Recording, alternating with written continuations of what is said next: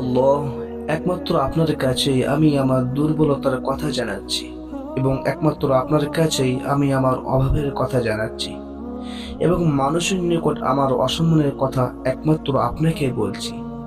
হে আর রহমান রহমিন, হে রব্বুল আলামিন, আপনি তো প্রতিটি দুর্বল ব্যক্তির রব এবং আপনি আমারও রব। আপনি কার কাছে আমাকে ছেড়ে দিলেন?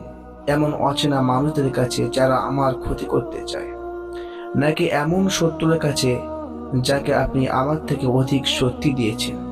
হে আল্লাহ, হে আল্লাহ, যদি আপনি আমার উপর রাগ না করে থাকেন তাহলে এর কিছুতেই আমার কিছু আসে যায় না, কিন্তু আপনার আশ্রয় পেলে আমার পরিস্থিতি আরো একটু সহনীয় হবে।